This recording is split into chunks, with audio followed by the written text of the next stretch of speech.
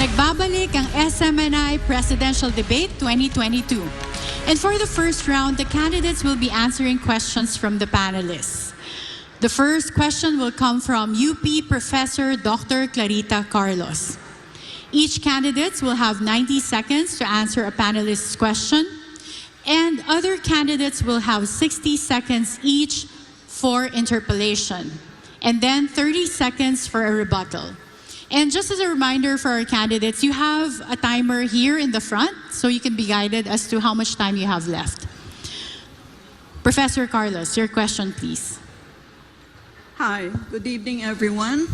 Thank you so much for the 4 presidential candidates who had both the political commitment and the political courage to be part of this conversation.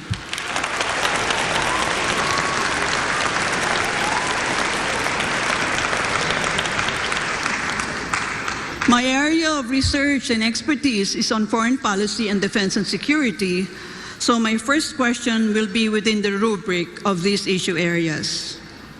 All right. If the Quad were to become a collective security alliance, you, as our country's chief architect of our foreign policy, are you going to make the Philippines as a member of the Quad? Why and why not?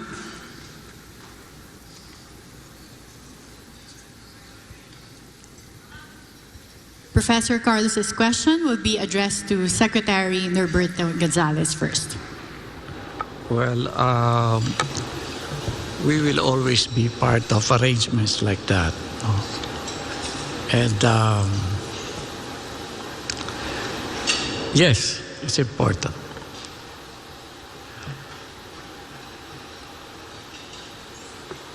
Dapat lagi kasi may mga kasama tayo kung may mga hiharap tayo mga problema sa mundo.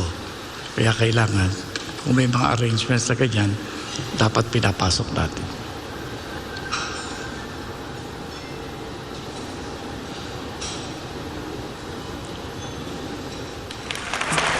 Secretary Gonzales, if you have nothing to add, the other candidates may react to his answer. I think Secretary Ernie Abella.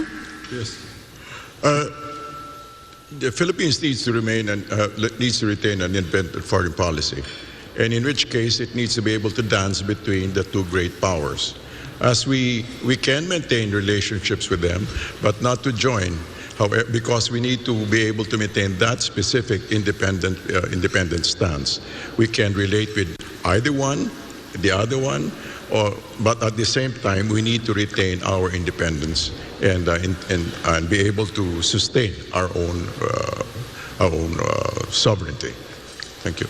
Yeah, but Mr. Abella, remember, you're still linked to the United States of America because of the Mutual Defense Treaty. That's true. So the Quad is composed of, well, so-called democracies. And so are you more leaning towards being part of the Quad or some other collective security arrangement? It's not a question of leading more, but the question of being able to maintain both while maintaining a balance.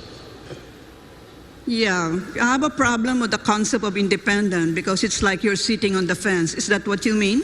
No, I mean to say that we need to be able to make our own stands and be able to make our own decisions without undue influence from anybody. I don't know that being friends with everybody is foreign policy. We're not being friends you. with anybody. We can have trade with the greater power, which is our neighbor. On the other hand, we can maintain MDTs with the people in Quad. Yeah, well, the reason why, and this is for all the candidates, I asked this question is that right now I'm sure the big powers are trying to carve their own spheres of influence. And because we've always been within the sphere of influence of the United States of America, the Quad is simply an extension of this proposed collective security arrangement. On the other hand, they will not always, we can always be sure that they will always stand for us. Well, of course, nobody can answer that question, even if we ask Biden today, you know. Thank you. Thank you.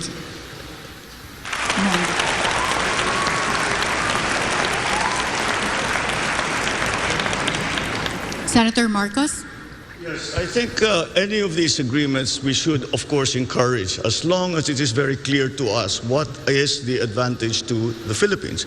What the professor just mentioned was she spoke about the great powers trying to carve out spheres of influence. I reject that model that I believe no longer applies in the geopolitics of the modern world. The old Cold War thinking. We have to ply our own way. And so it really would depend on what is inside, or what those agreements say that the Philippines, what will be doing and what those other partners of ours will be doing for the Philippines. And once again, because we shouldn't think of the old Cold War system, we should always think in terms of the fine line that the Philippines has to tread in all our foreign policy decisions. But if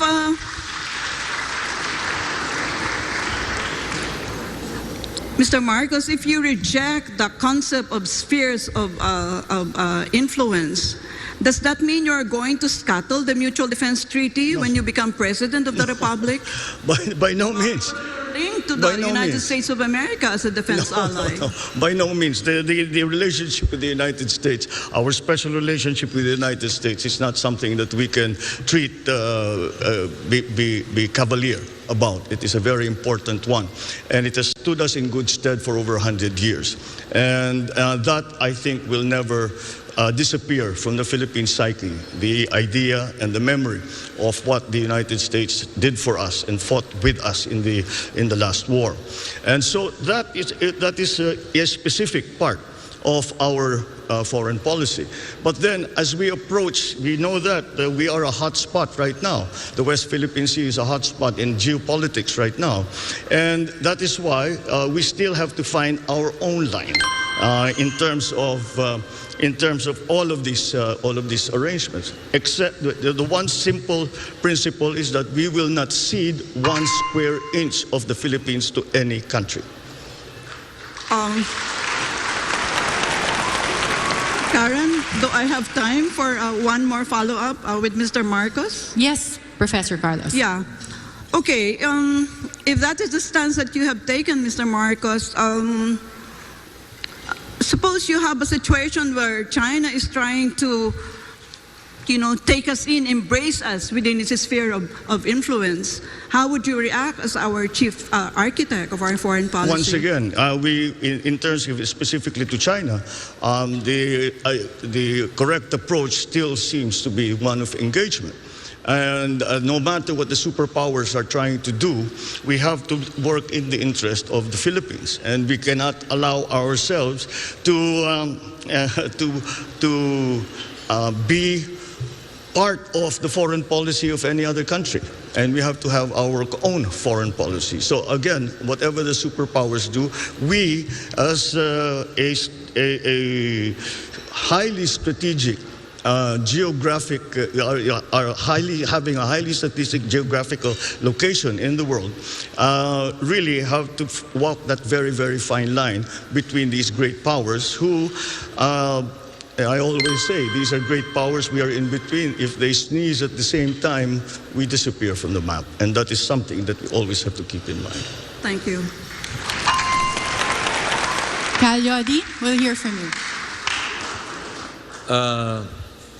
Para sa akin talaga ay maiwasan yung lahat yung pakikipagkaisa dito sa mga malaking bansa sa daigdig na ang relasyon ay gagawin tayong parang pawn lang sa mga kanilang mga labanan.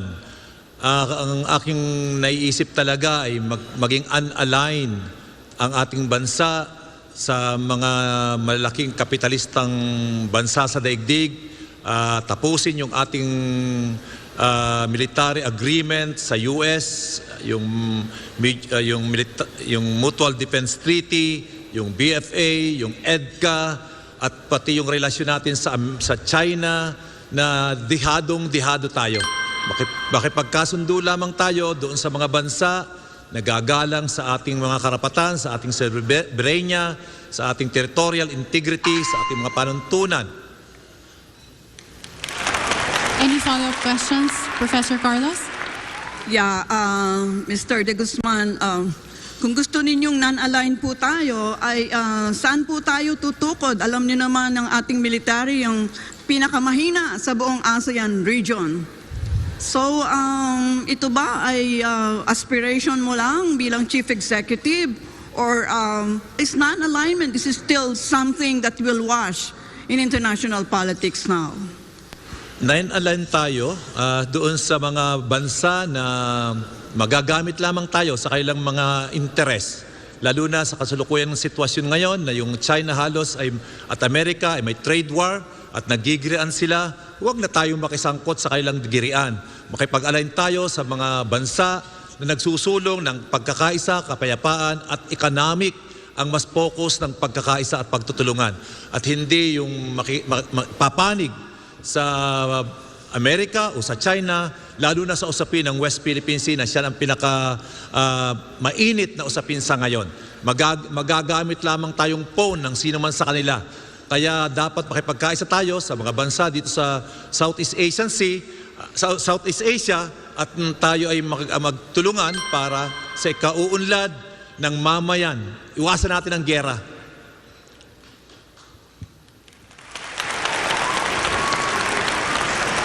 Is there any rebuttal from our candidates? I can see Professor Carlos wanted to be part of the debate. I'm sorry. I hope I'm not dominating the questions, Karen. No, You it's just okay. strike me down, if I need to shut out. Yeah. Yes, we've budgeted the time. If there are no reactions from the candidates to each other's answers, we are allotting the additional time to follow-up questions from our Can I panelists. just do one follow-up with Mr. de Guzman? Of course. Okay, well, I'm interested in the concept of non-alignment because, I don't know that it's like once upon a time we talked about that. So, sino hong mga bansa kaya ang ating, anong pangalan nila? Ang ating sasamahan? Dahil sinabi ninyo ay sasama tayo sa mga non-aligned countries because most countries have cast their lots with either the United States of America, with Russia, or with PROC. So saan tayo? Diyan lang ba tayo nakaupo sa bakod? Ang gusto natin ay hindi dependent, kundi isang independent foreign policy at makikipagkasundo tayo. Hindi naman tayo magpuputol, kundi makikipagkasundo tayo sa mga bansa na re-respeto doon sa ating sovereignty at territorial integrity. Mas ganon at ang mas makakakapit natin sa kasalukuyan, lalo na sa usapin ng West Philippine Sea, ay itong mga Asian country. At yan ang ating makakakampi sa kasalukuyan. At hindi, ayaw ko talaga na pumanig sino man sa kanila, sa Russia, sa China, na nagsusulong lang naman ng kanilang personal na interes at hindi sa interes ng kapayapaan at kaunlaran ng buong daigdig. Salamat po. Thank you, gentlemen. If there are no rebuttals for this issue, we can proceed with the next panelist's question. So, no more rebuttals? Okay. Our next question will be coming from Attorney Rolex Suplico. Attorney, your question, please. Madamong salamat, Karen. Mayong gabi sa tanan. Issue po ng kahit kaninong administrasyon, ang korupsyon, na tinatansyang may epekto sa mahigit kumulang 20% ng budget ng pamahalaan kada taon. Ngayong magkakaroon ng bagong Pangulo, kailangan muling iakyat sa talakayan ang pagnanais na matigil ang pangungurakot, sapagkat ang isang malinis na gobyerno ay nagsisimula sa isang tapat at marangal na Pangulo. Kung kayo po ay magiging Pangulo, una, kusa mo bang ilalabas o hindi sa publiko ang iyong SALN or Statement of Assets, Liabilities and Net Worth? At pangalawa, kusa ka bang magsasagawa ng waiver sa mga provision ng RA 1405 na nagbabawal sa pagpaalam sa publiko ng laman ng inyong mga bank accounts? This question will be first answered by Senator Bongbong Marcos. Well, sa issue ng pagbigay o ng salin, ay para sa akin, hindi problema yon. At hindi lang ako nagsusulat ng salin for the last 6 years. Pero kung ako'y maging mapalad sa darating na halalan, ay natural ay kailangan gagawa ng salin at ito ibibigay ko sa publiko paghihingiin sa akin. Ngayon, sa aking palagay, yan ang desisyon ko bilang isang individual. Sa aking palagay ay hindi na kailangan palitan ng batas at nasa sa bawat opisyal na yan kung sila ba ay handa na ilabas ang kanilang salin. At siyempre dadagdag ko kung may kaso na may court order na sasabihin ilabas ang salin, ay kailangan talagang ibigay.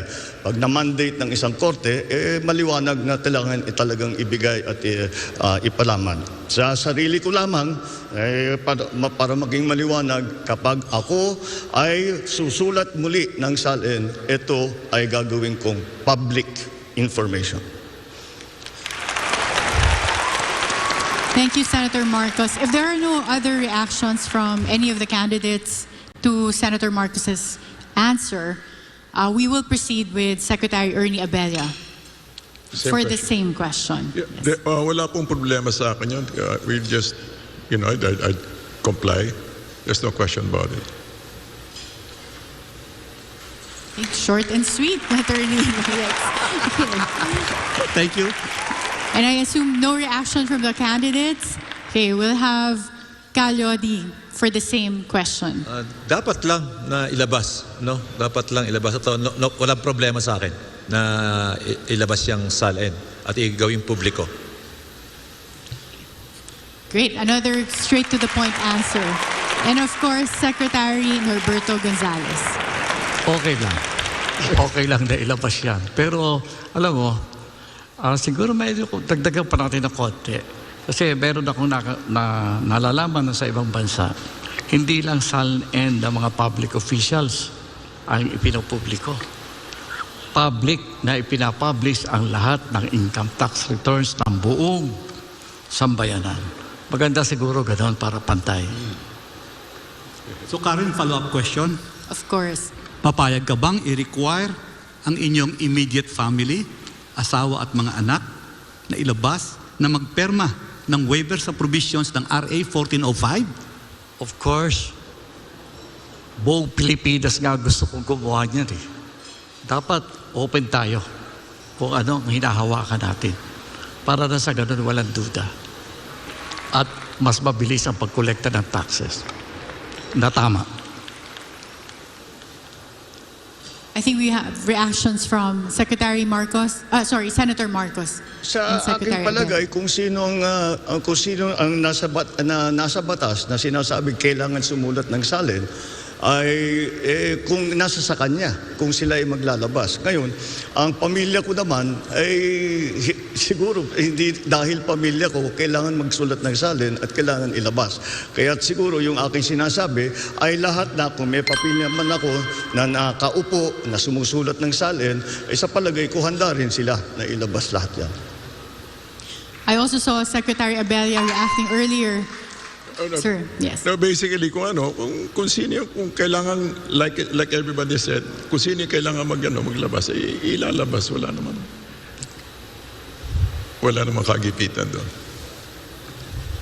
Thank you to our candidates. If there are no more reactions, are there any follow-up questions, Attorney Rolex? No more, Karen. Thank you very much. Thank you. Thank you so much to UP Professor Clarita Carlos and Attorney Rolex Suplico. And we've heard from our candidates. SMNI Presidential Debate 2022 will be back.